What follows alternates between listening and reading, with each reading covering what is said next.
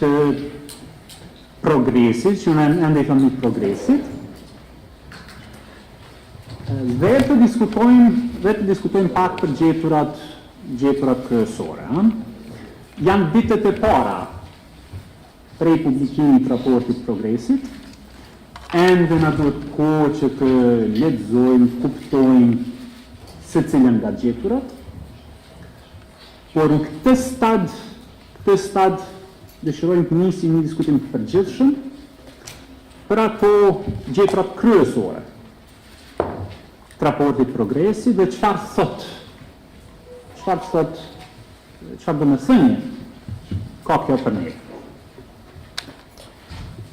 Atëherë, pa humbur kohë, fjala për ambasadorin e Gjermanisë në Kosovë, për një hyrje, për vendosje të themi një kuadër në cilin do të zhvillojmë diskutimin gjatë minutave orëve në dhjetë.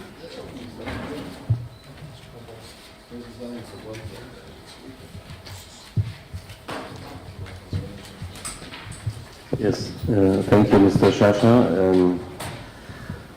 Honorable Chairwoman Ms. Krasniqi, Honorable MPs, Honorable Deputy Prime Minister, representatives of GIZ, EU, Mr. Madsen, dear representatives also from the media and other institutions.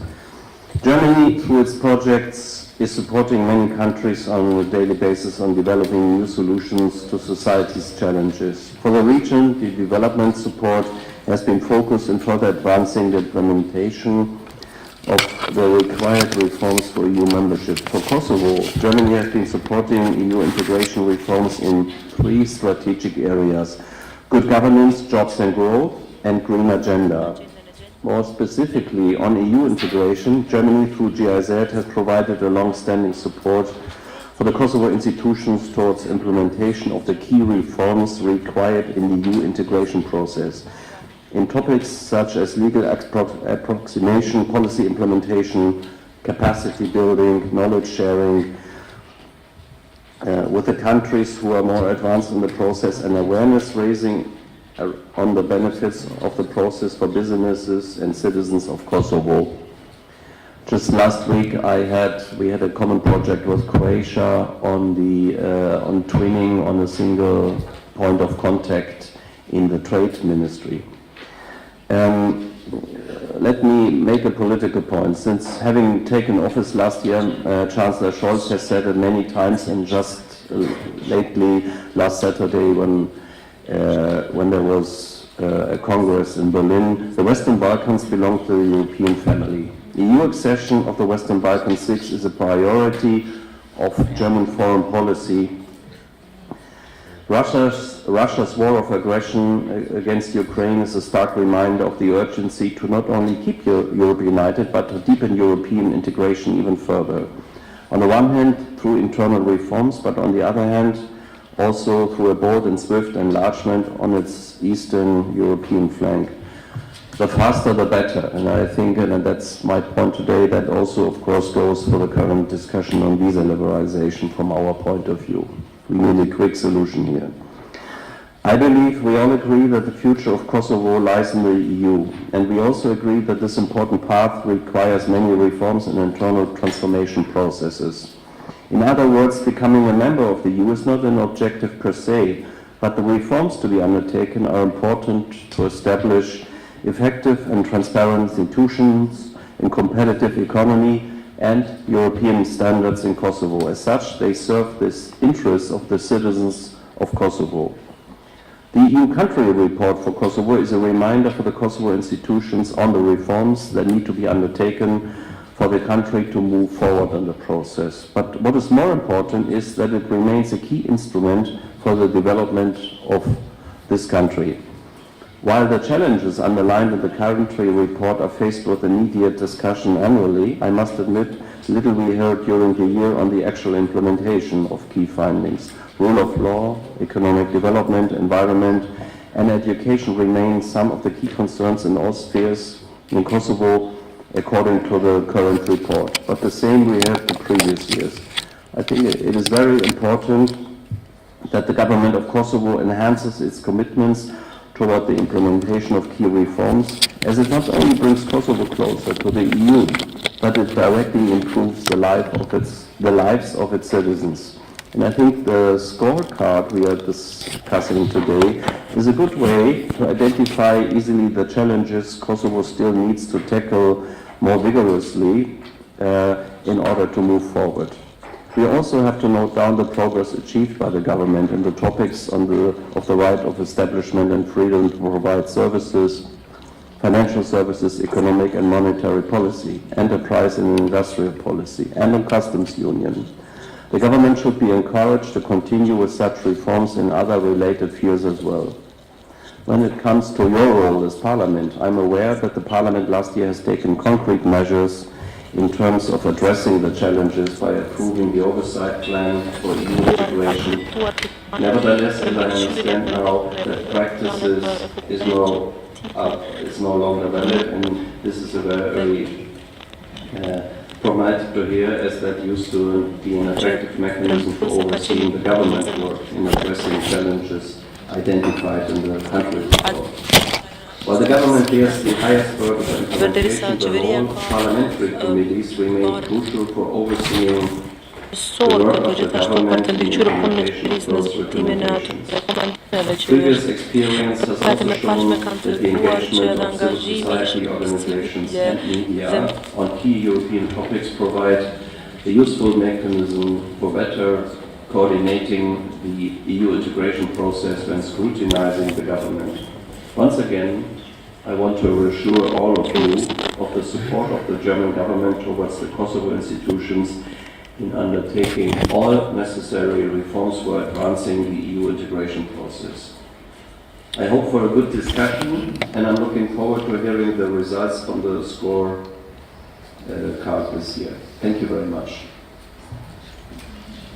Andrei, ambasador Rode. Muaj, këtë është muaj fidueshëm, Prezidencën e Këshillit të Bashkimit Evropian e ka Republika e Çekisë dhe me neve sot është ambasadori Bile, që kam nësim të Tryeza.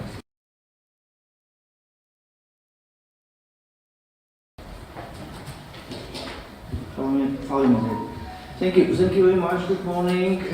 First Deputy Prime Minister, Mr. Besnik Bestimi, dear Chairperson of the EU Integration Committee, Ms. Tryeza, the Ambassador Jan Rode, the representative of the EU Office, dear Executive Director of EPIC, dear guests, dear members of the Parliament. Let me thank for, first of all, for invitation to this conference and express my thanks for organizing this conference, because this is an opportunity also to address these important issues. So in my speech I'm going to present views of the Czech presidency to the main questions put by the organizers, which I thought in the first draft of this invitation, and I thought there is also a bit more than this. So in my speech I will also touch upon a bit more points which are important from the point of view of the presidency. First, I would like to mention first a very successful summit of the European political community which took place in Prague several days ago, and it offered the possibility to discuss the most current questions of today. Certainly, President of Kosovo, Vjosa Osmani, took very active part in this meeting. Main attention of the EU as well as of the Czech presidency, for understandable reasons, remained focused on the war in Ukraine and its consequences. The region of the Western Balkans is also to great extent vulnerable to these consequences. That is why the EU should not forget about the Western Balkans and help you to face them. This difficult period brings not only many threats and challenges to us, but gives us also many impetuses to expand our cooperation and to help to the Western Balkan region. Your countries are equally and often even more exposed to the effects of the war. At the same time, Kosovo very clearly demonstrated its affiliation with the EU and the US and joined all the sanctions without hesitation. The EU values this activity very highly. Evropiane edhe ne e vlerësojmë këtë. Presidenca çekiste është duke fokusuar në të agresionit të Rusisë dhe The EU is looking for ways how to help Western Balkans and Kosovo as well, how to get involved in different aid programs, and current changes in this area of energy will be addressed through the Global Gateway, the EU Economic and Investment Plan, the Green Agenda, and the others. A concrete example of effort to strengthen cooperation was informal meeting of EU energy ministers last week in Prague, to which ministers from the Western Balkan countries, including Kosovo minister, were also invited. Together with the council meeting, there was also a meeting of experts organized in Prague, which discussed how the EU supports the energy transition in the Western Balkans within the context of the Green Agenda and to present business and investment opportunities to the region. Another area that is directly related to the war and its effect is cyber security. There is a strong need of reinforcement of resilience of the EU to hybrid threats and disinformation. Also in this area, Czech presidency supports involvement of Western Balkan countries into the EU activities. Again, this is best documented with a concrete example. At the end of September, Czech presidency organized in Brussels a conference under the name Advancing the Cyber Resilience Agenda with the Western Balkan Partners. Now I would like to also address some of the topics mentioned in the invitation. First of all, visa liberalization. Visa liberalization for Kosovo is high on the agenda of the Czech presidency. The presidency has already started the discussion in working bodies of the Council. On 13th October, the EU Council Working Party Visa held its first discussion on the visa liberalization with Kosovo under the Czech presidency. The European Commission presented its updated technical report on the subject, which reconfirms that Kosovo continues to meet the visa liberalization criteria. The Working Party broadly welcomed the opening of the discussion on the subject and generally supported the visa liberalization process. In order to progress in this file, it will be necessary to clarify a number of related topics and continue the discussion in this Working Party next month. Czech presidency will continue its efforts to reach the political decision in the Council of the EU until the end of its mandate. Very important tool for evaluating the process of countries seeking the EU membership of the European Commission is the European Commission's regular report. Commission also this year deserves a great appreciation and thanks for the excellent work done. These reports are carefully studied not only by the evaluated countries, but also by the EU member states and, of course, by the presidency. Immediately after the publication of these reports, the member countries started to discuss in the working bodies of the Council the current situation in the enlargement process and progress achieved in individual countries during the past year. The result of this nearly 2 months long, very detailed discussion will be the Council's conclusions on the enlargement and the stabilization and association process. Preparation of these conclusions is coordinated by the Presidency and will be presented for discussion and approval at the General Affairs Council meeting in December this year. Accession process in general and progress in enlargement countries will be evaluated by the key principles related to the rule of law and sharing of European values, as well as the adoption of relevant EU sectoral acquis. Enlargement process continues to be merit-based process. These conclusions will reflect the view of member countries on the situation in individual countries in the Western Balkans.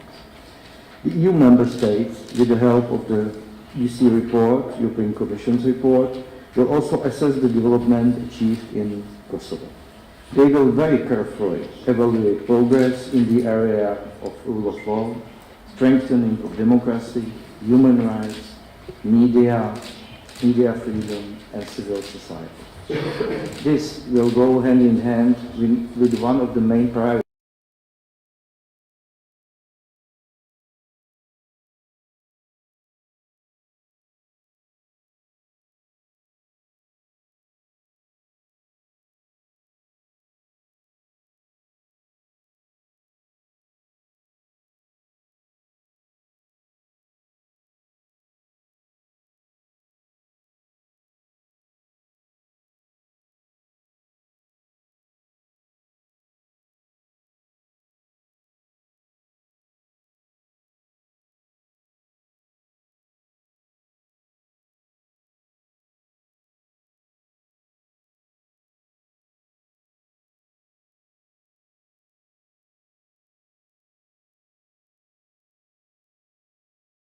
report and a part of the efforts of Kosovo and other countries of the Western Balkan region is regional cooperation. And Czech presidency also attaches big importance to this topic. So we hope that Berlin process, regional cooperation, Council and CEFTA, so we hope for constructive approach of Kosovo side in all of these forums. Presidency very much hopes for further progress in these frameworks, which enables better use possibilities offered by the regional cooperation aimed at the EU membership. Ladies and gentlemen, as mentioned earlier, the EU and Kosovo are facing many difficult challenges. Let us take them as the opportunities to find a way how to solve them and to cooperate even closer than before. Consequences of current war in Ukraine showed how interconnected is Europe. No region is immune, neither the EU nor the neighboring countries. Czech presidency will continue until the end of this mandate to coordinate efforts how to make the EU and its partners stronger and more resilient to negative influence. There are still many goals on the Czech presidency 2022 agenda, as well as on Kosovo 2022 agenda. Thank you very much for your attention. Faleminderit ambasadorit Bilek, do kishte qenë pa mundur po tuaj që një prezidencë e BE-s këtë rrethana më të vështira për të udhëhequr prezidencën e vet. Pra sot BE-ja ballafaqohet me një krizë të paprecedente sigurie të qëllësinë e saj, një krizë të paprecedente energjie brenda saj dhe një krizë po thuaj pa precedent ekonomike në ardhje.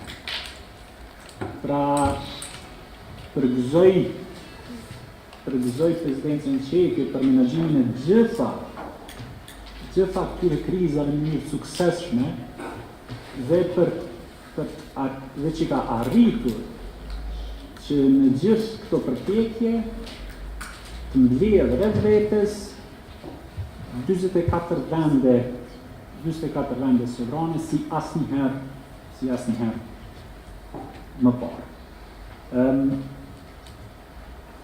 Raporti vjetor i BE-s është produkt i Komisionit Evropian.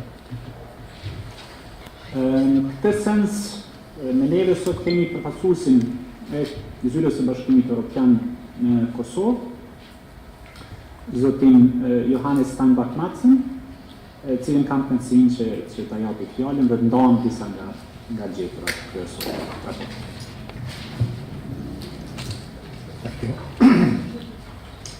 Your Excellencies, Ambassador Rode, Ambassador Bilek, dear Deputy Prime Minister Muslimi, Chairperson Krasniki, dear representatives of civil society, ladies and gentlemen. As the European Commission publishes its annual enlargement package, we are experiencing a very challenging global context. The beginning of 2022 was marked by Russia's unprovoked and unjustified war of aggression against Ukraine. This underlines the need to resolve remaining challenges in Europe and that the EU enlargement remain at the fore of the agenda of EU leaders. It also offers Kosovo an opportunity to advance on the EU path even further and faster. The report is the result of a complex consultation process involving independent experts, public institutions, civil society, international and regional organizations, and EU member states. Here I would like to thank civil society for their valuable input and for your continuous cooperation in so many areas. The report covers the period from June 21 to June 22 and focuses on facts. In exceptional cases, the Commission takes into account significant developments that took place after the cut-off date. As an example, the Kosovo report refers to the adoption of the anti-corruption package or the Assembly's new rules of procedures adopted in July. In that sense, the report is up to date with the flavor of the overall progress made over 12 months. We give credit for the progress made, and the movement is in the right direction. But we also note remaining challenges. Before moving to the specific topics, let me underline that the report recalls that the Commission's proposal to lift the visa requirements is still pending in the Council. The Commission maintains its assessment from 2018 that Kosovo fulfilled all visa liberalization benchmarks.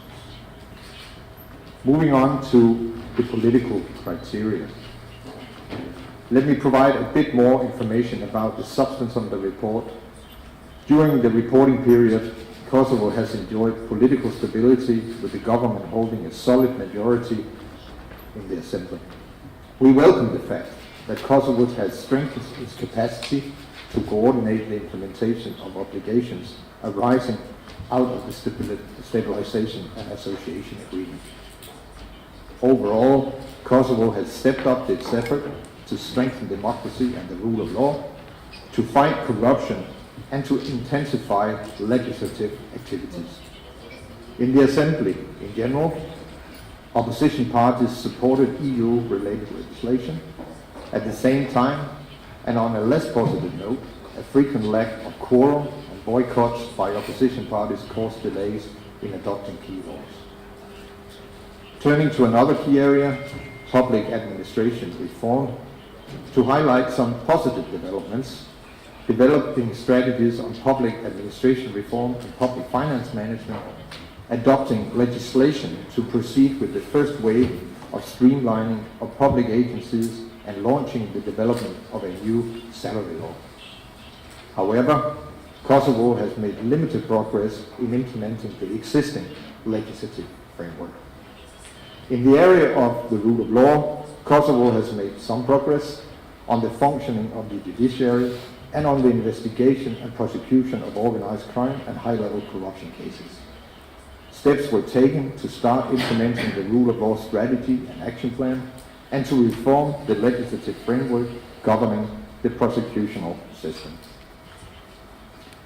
Overall, administration of justice continues to be slow, inefficient, and vulnerable to undue influence.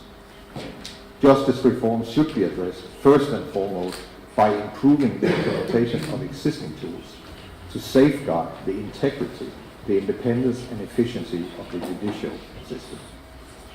On the fight against corruption, we noted some progress with the adoption of the anti-corruption legislation in July 2022.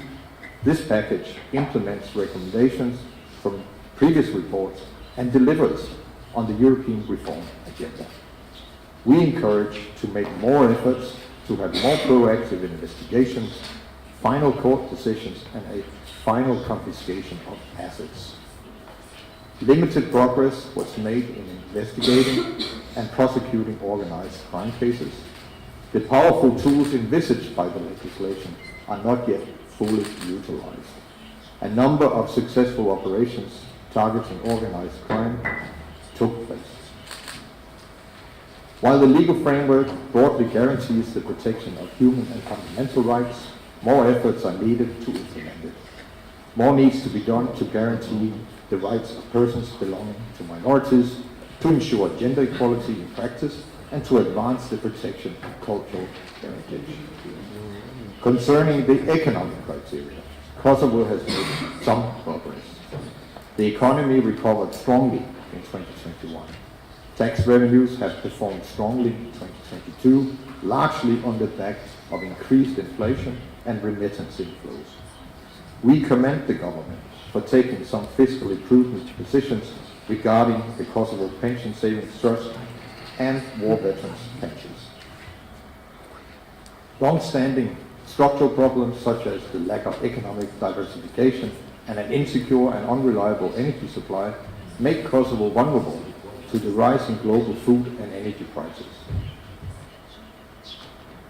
On the internal market, moving on to talking about the obligations for membership, Kosovo has made some progress almost in all areas.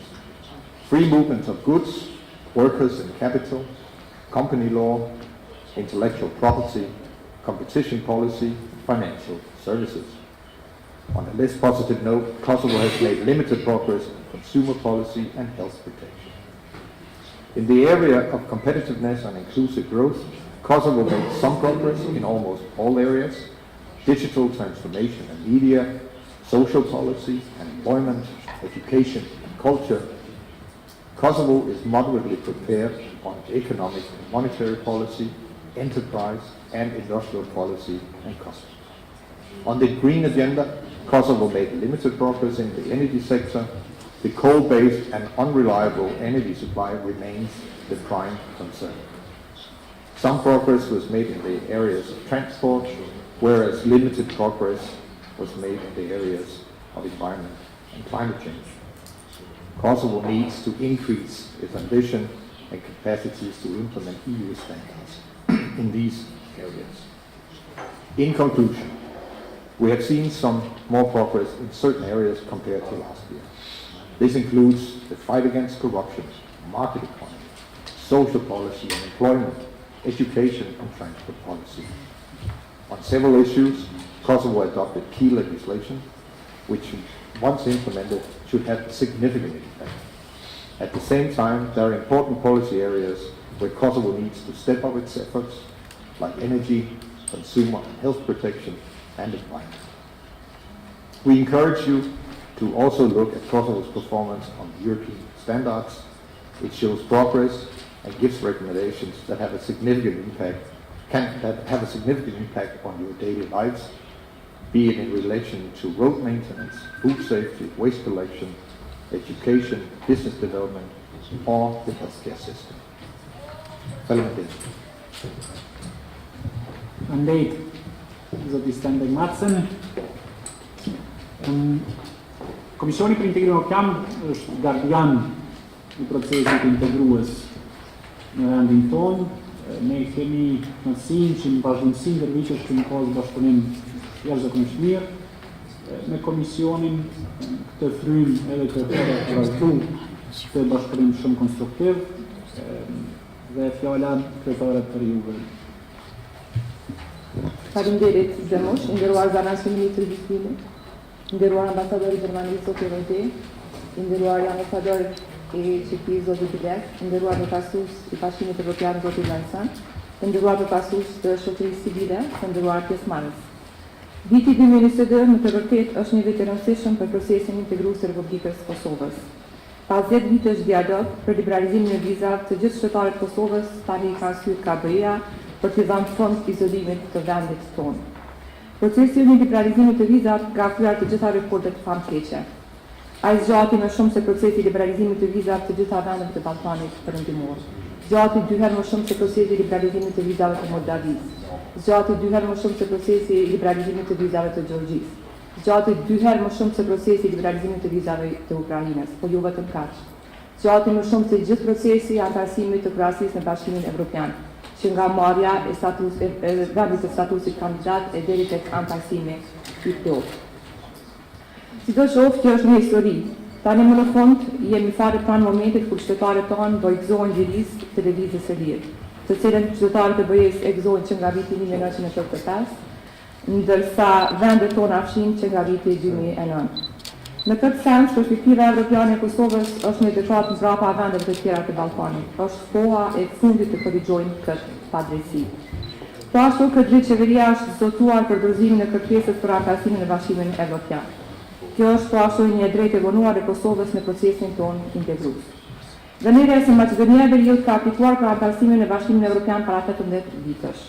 Bosnia ka aplikuar para 6 vitesh. Ne i gëzohemi faktit që Komisioni Evropian javën e kaluar ka propozuar dhënien e statusit të vendit kandidat për Bosnjë. Por njëkohësisht e kemi të pamundur të kuptojmë se si Kosova nuk po meriton po të njëjtën status. Për më pak fjalë, ky vit në të vërtetë mund të jetë vit kur perspektiva evropiane e Kosovës merr kuptimin e saj të plotë. Sidoqoftë, kjo po ashtu kërkohet nga ana e qeverisë intensifikimin e reformave evropiane. Siç ka evidentuar edhe vetë raporti i këtij viti, shpejtësia e reformave përkundër mazhorancës së konsoliduar në kuvendin e Kosovës nuk ka qenë e kënaqshme. Milionët i citoj disa të gjeturat nga fushat më të rëndësishme. Në reformën e administratës publike, progresi ishte i kufizuar. Ka pasur pak progres në zbatimin e legjislacionit për reformën e administratës publike. Në fushën e sundimit të ligjit, edhe pse është bërë pak progres, administrimi i drejtësisë mbetet i ngadalshëm, jo efisient i ndërtuar nga grupet e interesit. Në fushën e luftës kundër korrupsionit, raporti evidenton se ende mungon vullneti i fortë politik për të adresuar rreziqet sistematike të korrupsionit, si dhe reagimi i durë gjyqësor ndaj korrupsionit në nivel të lartë. Në fushën e lirisë së shprehjes mbetet brengosë fushatat linçuese, si dhe kërcënimet dhe sulmet fizike ndaj gazetarëve. Po ashtu shumë brengosë mbetet fakti se në fushën e shëndetësisë, energjisë dhe mjedisit është bërë pak progres shumë i kufizuar. Por më pak fjalë mbetet ende shumë punë për institucionet e Kosovës për të treguar vullnetin e tyre politik për ndërmarrjen e reformave evropiane. Dhe në këtë drejtim unë nuk dua të jep fajin në asnjë drejtim tjetër. Nuk shoh asnjë dobi në këtë. Unë si kryetari i Komisionit për Integrim Evropian do të bëj çdo gjë me fuqinë time për të mbështetur çdo reformë në kuadër të Agjendas Evropiane. Publikimi i raportit të BE-s për Kosovën është një moment i rëndësishëm i reflektimit politik. Ai nuk duhet të fillojë ndarje politike mes nesh, por duhet të na bashkojë rreth kauzës më unifikuese të shtatëve tanë, antarësimin në familjen evropiane. Më në fund dëshiroj të falenderoj ambasadorin e Gjermanisë dhe Gizën për këtë bashkëpunim në kuadër të kësaj Tryezit, gjithashtu edhe Demushin. Me shumë interes në pjesë diskutimit edhe të gjeturat dhe rekomandimet nga raporti i fundit. Faleminderit. Faleminderit kryetare. Qeveria, siç e përmendi kryetaria, ka vendosur një agjendë ambicioze për procesin integruar të vendit tonë.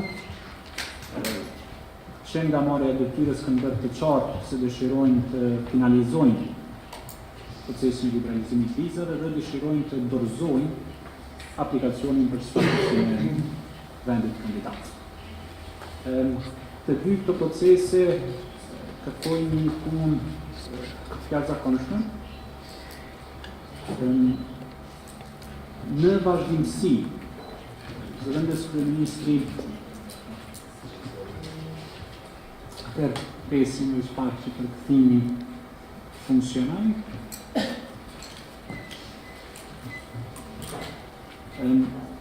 Si shkesh duke thënë, në gjithë këtë spond, zëvendës kryeministri Bislimi ka një rol të jashtëzakonshëm. Unë dua të falenderoj që prej marrjes së detyrës ka tregu një vullnet të vazhdueshëm për bashkëpunim me shoqërinë civile dhe falenderoj edhe sot që keni gjetur kohë për kundër agjendës gjeshur që kemi me neve, fjala për ju. Falenderit shumë nderuar zoti Shosha për ftesën, nderuara kryetare e Komisionit Zonja Krasniqi, nderuar ambasador Rode dhe Bilek, nderuar i zoti Madsen, nderuar pjesëmarrës. Është hera e parë që raporti për vendin tërësi përfshin apo vlerëson punën e qeverisë kurti. Që se kujtohet, para një viti kur kemi diskutu këtu, kemi pasur në vërejtje në mënyrën se si është përpilu raporti, për arsye se kemi thënë ndërthen vetë dy periuda që dallojnë shumë njëra nga tjetra dhe është një mundësi që njëra prej qeverisë të mundohet të jetë forën qeverisë tjetër për mos progresin apo regresin në raport. Është një raport që çdo sukses ne kemi drejt të përpiqemi të përvetësojmë meritat ose edhe të pranojmë kritikat apo vërejtjet në rast të vlerësimeve jo pozitive në raport. Raporti, sado që quhet raporti për vendin, në fakt mundohet ta evidentoj progresin ose jo në rrugtimin drejt antarësimit në Bashkimin Evropian. Edhe në atë moment kur e merr etiketin në një raporti për progresin, atë shtrohet dilema se si dëshirojmë ta mosim progresin. Cila është metodologjia cilën duan ta shfrytëzojmë për marrjen e progresit. Një prej opsioneve që i kemi është që të shikojmë historikisht se si ka ecë progresi. Do thotë, a kemi në vitin 2022 më shumë rezultate se në vitin 2021 apo 2020, edhe shohim se historikisht a kemi arrit me mbajt trendin apo me përmirësu ose përmirësu trendin e implementimit të reformave në rrugtimin tonë drejt Bashkimit Evropian. Synimi ka qenë që me për atë që ka dhe zonja kryetare që vitin 2026 vetë shumë i rëndësishëm në agjendën tonë evropiane, kemi pas si obligim apo synim që historikisht të mundohemi të prodhojmë një raport ose të ndikojmë në prodhimin e një raporti që është shumë më i mirë se periudat para raport. Opsioni dytë që ne mundemi me zgjedh në vlerësimin e të arritjeve të një shteti është me pa regionalisht. Apo arrin Kosova që në implementimin e reformave drejt Bashkimit Evropian të ecë me një ritëm më të shpejtë se vendet tjera të rajonit, të ketë ritmin e njëjtë apo të jetë në një ritëm më të ngadalësuar. Edhe këtu, po për të njëjtat arsye që i përmendi zonja Krasniqi, synimi ka qenë që raporti progresit të konkludojë që Kosova e ka ritmin më të shpejtuar se sa vendet e tjera të rajonit, të cilat janë në një stad më të avancuar drejt Bashkimit Evropian. Stad më avancuar në kupton që ti ke mekanizmat brenda që të mundsojnë një reformë të shpejtuar, por ne kemi dashur të tregojmë që përkundër faktit që ne jemi në një stad më të ngjitur drejt Bashkimit Evropian, ne kemi mundësinë edhe vullnetin që të shënojmë progres më të shpejtë. Alternativa e tretë që mundet me u përdorë në vlerësimin e progresit është me mot progresin jo historikisht o regionalisht, po vetëm se vis-a-vis planit të qeverisë. Qeveria ka thënë që do të bëjë vetë hapa, sa hapa i ka bërë drejt zbatimit të reformave. Edhe mendoj që këtë frym e vrejmë her pas here edhe në mënyrën se si BE-ja ka vlerësu raportin për vendin. Opsioni 4, që mendoj që është më interesanti, po edhe më i vështiri për me realizu, është me mot në raport me vizionin. Në mot progresi në raport me vizionin, që në kuptën, që në qovë se ne kemi vizion që të bëjmë një antar të Bashkimit Evropian brenda një periudhë 10 vjeçare, atër me po se a kemi arrit me zvoglu gapin për një të dhjetën. Dhe me thënë, që se kemi një lloj roadmap drejt antarësimit, edhe ka qenë nevojshme për me përgju në një vet një nga 10, so kemi arrit me përmbush, që se ne kemi arrit me përmbush më shumë se një të vjetën, do të pama parasysh se në çfarë stadi je, raporti do të më thonë ka shumë progres. Dhe më në atër, vlerësimi sa ka pas progres pak apo shumë, nuk do të më po me gjendjen e ekzistuese, po so ke arrit me zvoglu atë gap apo atë distancën mes vendit ku ndodhesh edhe vizionit që e ki për shemb për vitin 2032. Po them kjo është shumë e vështirë, edhe për atë edhe zakonisht i ikim për me përdojnë në vlerësim. Unë kisha dash në fjalimin tim më përsidru në të arritura, për arsye se dhe në po progresin, e pastaj mundemi gjatë diskutimit në shtatë me shpenzu disa minuta për ngecet në rrasë raporti ka evidentu ngecja. Për mua edhe që është shumë rëndësishme që raporti fillon me theksimin e stabilitetit politik. nuk mundet me pas progres në fillë drejt Bashkimit Evropian, në qoftë se karakterizohemi me jo stabilitet politik. Dhe kjo është shumë e rëndësi, e kjo është dy fish më e rëndësishme kur vendi krahas planit të vet operativ ballafaqohet me sfida të paparashikuara. Unë mendoj që në 100 vitet e fundit ka pak periudha jashtë luftave ku regioni, po dhe kontinenti është përballë me disa sfida të njerëzshme. Pandemia, kriza e inflacionit, kriza energjetike, lufta në Ukrainë e tjera. Edhe mendoj që raporti tregon që në këto periudha apo këto sfida qeveria është gjetë bukur mirë. Nëse shikoni vaksinimin, kemi ndonë më vaksinimit në Ballkanin Perëndimor, nëse shihni për shembull se si ju kemi qasjes së energjisë, edhe përballës me inflacionin, raporti tregon se qeveria ka pas një qasje të mirë edhe ka treguar maturitet fiskal. Unë mendoj që një prej mos pajtimeve të mia me raportin është që nuk ja ka dhënë kredibilitetin e nevojshëm të maturitetit fiskal.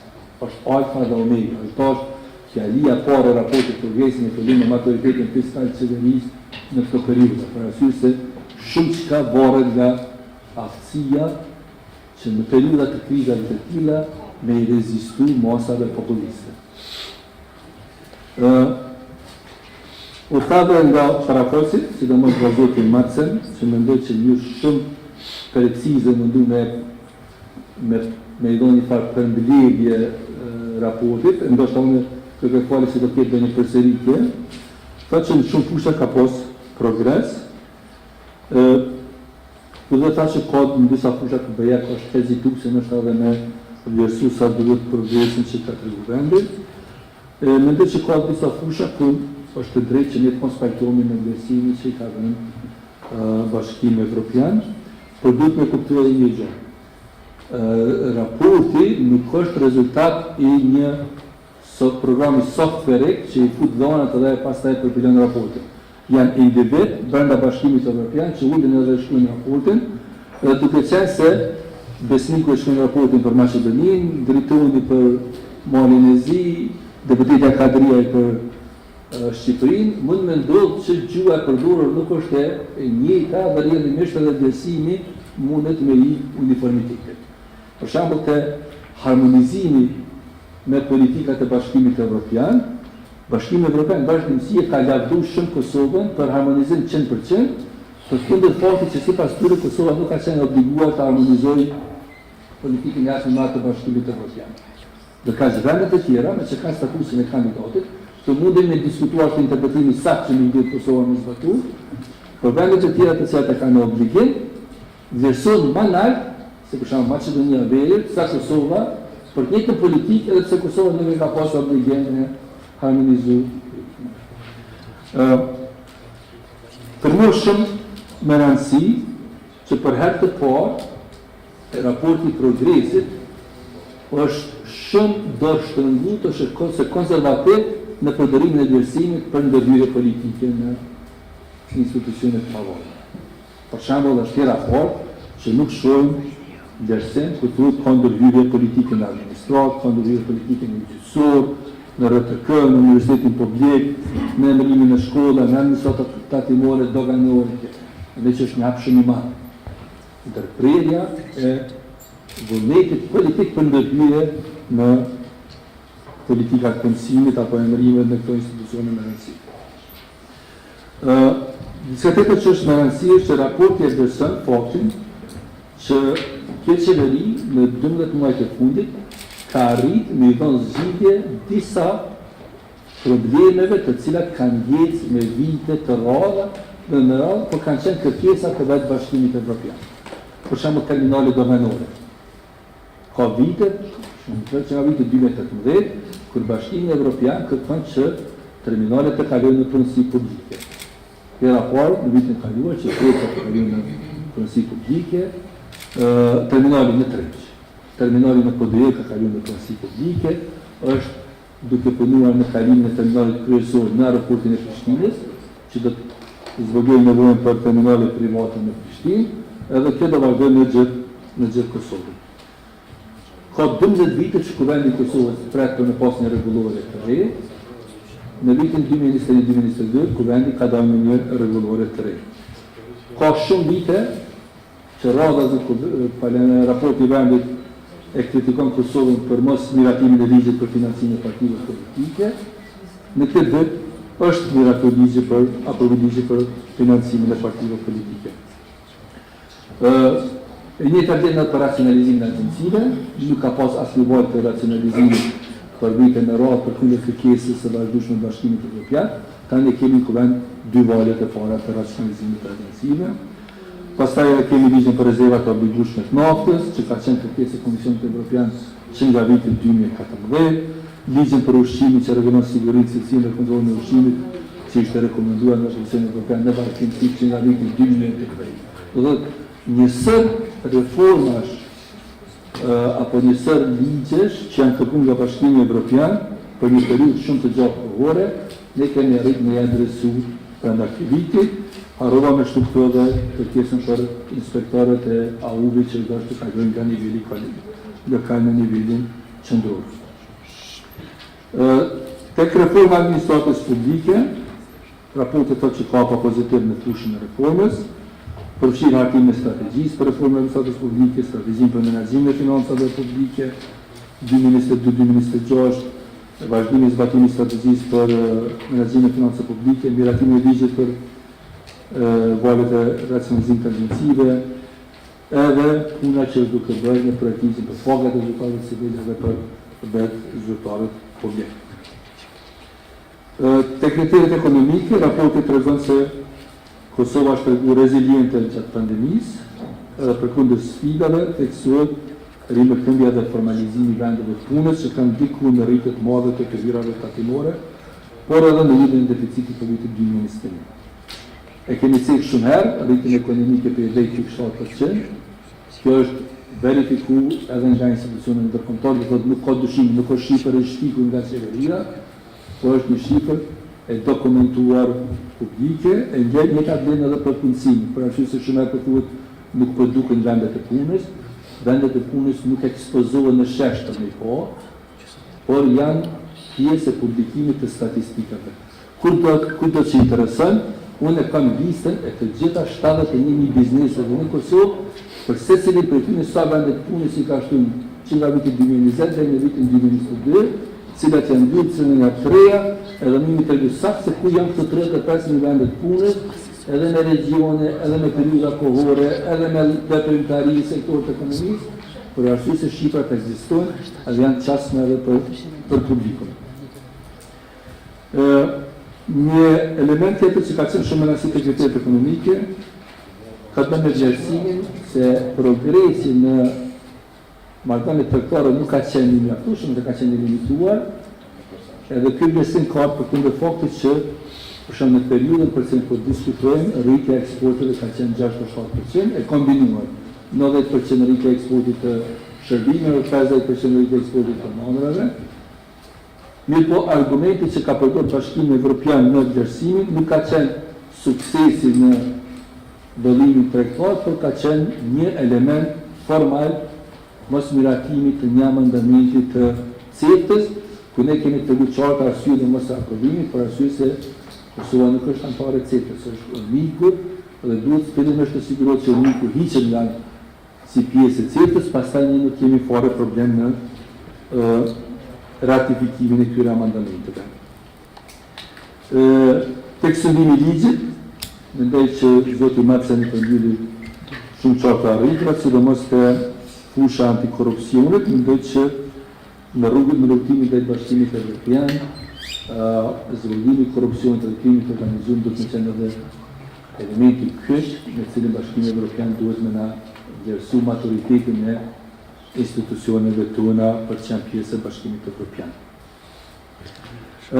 Po kthehemi ne tek kriteret ekonomike, edhe pse zoti Maceni përfshir këto progresin e lëvizjes vjetë mallave punëtore dhe shërbimeve, kapitalit, drejtës së kompanive, pronësisë intelektuale, konkurrencës, politikave industriale, shërbimeve financiare, tatimeve, doganës, kontrollit financiar, politikave sociale, statistikave, politikave të ndikimit të ngjashme. Por besoj që është një me besu edhe një pjesë që ka edhe projekt ligje të cilat kanë hecë për herë parë tani edhe për shkakun që ka bënë me rrugën e sekreteve të fare të tjera që s'janë bërë kur përpara. Kriza e energjisë dhe inflacioni janë përdorur shumë në diskursin publik,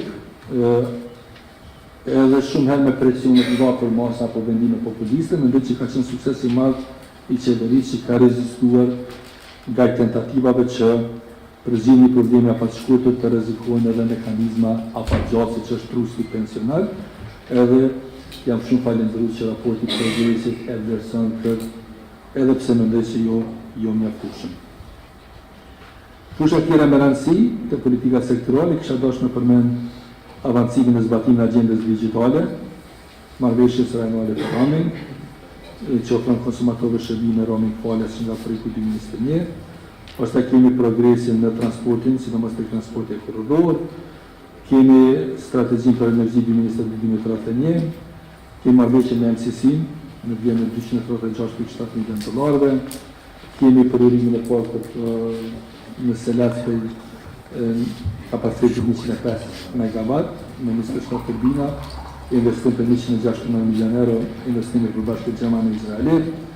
Kemi një projektin solar për Kosova në vlerën e 65 milion eurove. Do të thotë kemi pajagë shumë angazhim në fushën e energjisë, edhe mendoj që është nisur raporti e këtij.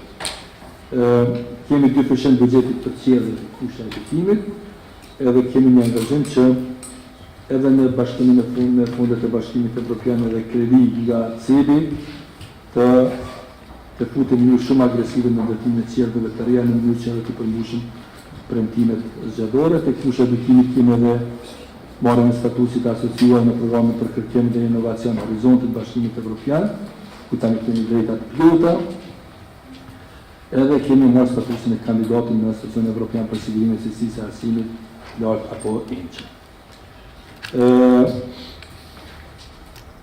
E tha dhe zonja Krasniqi në adresimin e saj që regioni ka ecur në procesin e arsimit dhe Bashkimit Evropian, në hap negociatat të Shqipërisë, në hap negociatat të Maqedonisë së Veriut, i është premtuar një status i avancuar Bosnjës së Hercegovinës, edhe Moldova dhe Ukraina si pasojë e luftës në Ukrainë kanë marrë statusin e kandidatit, edhe me të drejtë vjen edhe pyetja që më tha zonja Krasniqi, ku është Kosova në këtë proces? A është përgjigjja e Bashkimit Evropian në harmoni me një progresin që ka bërë Kosova tani? A është përgjigjja e Bashkimit Evropian në harmoni me situatën në cilën ndodhen institucionet e Kosovës në raport me situatën në cilën janë ndodhur institucionet e vendeve të tjera në momentin kur i kanë pranuar liberalizimin e vizave dhe statusin e kandidatit? Dhe është përgjigjja e Bashkimit Evropian në harmoni me konkluzionet që kanë nxjerrë në vazhdimsi se kriza në Ukrainë kërkon një çështje të re krejtësisht të ndryshme të Bashkimit Evropian në raport me Ballkanin Perëndimor. Faleminderit shumë. Andej zoti Bislimi. Në këtë pikë Demushi është dashur me përfundu prezantimin e vet, Demushi po e fillon prezantimin e vet. Do të mundohem jam sa më i shkurt për të prezentuar draft scorecardën tonë për raportin e vendit. Arsyeja pse e bëjmë çdo vit këtë scorecard është sepse procesi integrues i çdo vendi vuan nga një kompleksitet dhe burokracie jashtëzakonshme, nga një gjuhë jashtëzakonisht vështirë për të kuptuar për publikun. Prandaj, qëllimi jonë është që përmes këtij dokumenti të thjeshtësojmë gjeturat e raportit bëjes për Kosovën, por edhe për vendet tjera të rajonit. Pra kjo është arsyeja pse e bëjmë, që përmes këtij thjeshtësimi t'inkurajojmë një debat, një dialog në Kosovë për reformat tona evropiane. Tani filloj me çfarë për çfarë po flasim, pra çfarë po vlerësohet, ha? Pra, slajdi tjetër që të vizualizoj. Pra, cilat do të ishte qenë analogjia më e praktike? Shihni si duket. Pra, këtu shihni 33 kapituj Bashkimit Evropian brenda cilit cili vend Ballkanit Perëndimor vlerësohet. Pra merr një notë. Për të marrë një analogji për afru për çfarë po flasim. Keni pa, në fakt kjo edhe duket pa ashtu. Keni pa ku shkojnë në laborator të mjekut. Janë ato kategori të ndryshme të analizave dhe për çdo kategori ti merr një vlerë. Pra sa i shëndetshëm ose e shëndetshme je për këtë analizë caktuar mjekësore. Pra kjo është analogji e mirë, sepse eksakt këtë synon raporti për vend. Pra synon që në mënyrë kopshtoft tregon se sa ti si vend je i shëndetshëm.